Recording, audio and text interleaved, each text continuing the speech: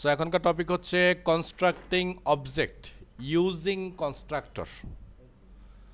তো কনস্ট্রাক্টরটা কি সেটা আমরা একটু বইয়ের ভাষায় দেখার চেষ্টা করি, যদিও আমরা কোডে কিছুটাই ব্যবহার করেছিলাম। তো দেখি বলছে এখানে a constructor is invoked to create an object using new operator. So বলছে কনস্ট্রাক্টরটাকে আমরা ব্যবহার করি, ইনভোক করি মানে ওটাকে কল করি বা ইউজ করি, জিনিসটাকে মিন করে টু ক্রিয়েট অ্যান অবজেক্ট, একটা অবজেক্ট ক্রিয়েট করার জন্য ইউজিং নিউ অপারেটর, মানে নিউ শব্দটাকে ব্যবহার করে।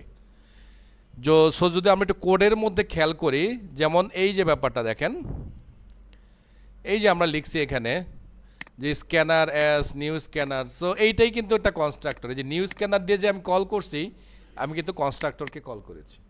আবার আমাদেরটা দেখি আমরা যে কালকে সার্কেল ক্লাস বানিয়েছি, সার্কেল ক্লাসের মধ্যে আমরা যে C1 দিয়ে এই যে সার্কেল ক্লাসটাকে কল করলাম নিউ অপারেটর দিয়ে, এইটাই হলো সেই কনস্ট্রাক্টর। সো কনস্ট্রাক্টর দিয়ে মেনলি ওই ক্লাসটাকেই কল করা হয় এটার মধ্যে। ওকে, তো constructor are special kind of method, এটা একটা মেথড কিন্তু special kind of method. So they have three particularities, মানে তিনটা বৈশিষ্ট্য আছে এগুলোর। A constructor must have the same name as the class itself, যেটা আমি গত ক্লাসে বলেছি যে ক্লাসের যে নাম থাকবে কনস্ট্রাক্টরের নামও সেম থাকতে হবে, সেম টু সেম, এক চুলো এদিক সেদিক হইতে পারে না, লেটার ক্যাপিটাল স্মল হইতে পারবে না, একদম হুবহু যা আছে তাই। তারপর বলছে constructor do not have a return type, not even void. আমরা এতদিন জেনেছি যে মেথডের অবশ্যই রিটার্ন টাইপ থাকতে হবে অথবা ভয়েড থাকতে হবে, কিন্তু কনস্ট্রাক্টরের রিটার্ন টাইপও নাই, ভয়েডও নাই। ওকে, আচ্ছা। তারপর বলছে constructor are invoked using new operator when an object is created. যখনই আমরা ওই ক্লাসের অবজেক্ট ক্রিয়েট করি তখন ওই কনস্ট্রাক্টরের মাধ্যমেই আমরা ওই অবজেক্টটাকে, ওই ক্লাসের অবজেক্টটাকে ক্রিয়েট করি। Constructor play the role of initializing object. এই যে আমরা লিখলাম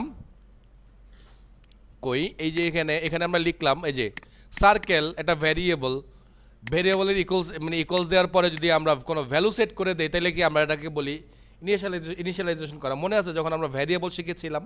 তো ঠিক সেই তত্ত্বটাই কিন্তু এইটা, যে কনস্ট্রাক্টর দিয়ে আসলে আমরা এই ক্লাসটাকে ইনিশিয়ালাইজ করলাম, মানে এই ক্লাসটার একটা কার্বন কপি এখানে আমি তৈরি করে ফেললাম। এখন থেকে ওই আমাকে সব কিছু রিপ্রেজেন্ট করবে। তো যেহেতু এটা একটা ক্লাসকে আমরা এই অবস্থায় বানায় নিয়ে আসছি, সো এই জন্য এটাকে বলা হচ্ছে অবজেক্ট। আর একটু কথা আছে আমি একটু জানি। সো বলছে the constructor has exactly the same name as the defining class.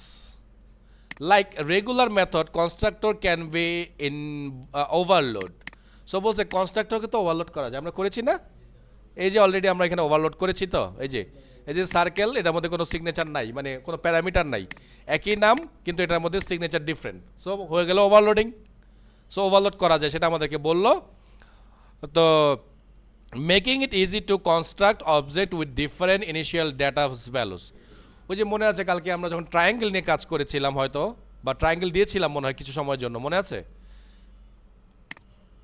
আচ্ছা ভাই, এখানে দেখি আমরা এই যে এখানে আমরা দুইটা দিয়ে নিছি, এখানে আমরা তিনটা দিয়ে নিছি, এটার মধ্যে কোনোটাই নেইনি, তো এটার মধ্যে আবার শুধু নেম দিয়ে নিয়েছি।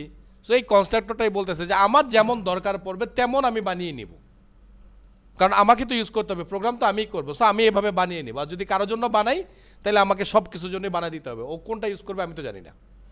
সো ওরকম চিন্তা করে আপনাকে বানাতে হবে। সো বলতেছে it is a common mistake to put up void keyword in front of a constructor. So কখনোই আমরা কনস্ট্রাক্টরের মেথডের নামের আগে ভয়েড বা কোনো ডেটা টাইপ কখনোই লিখতে পারবো না, লিখবো না।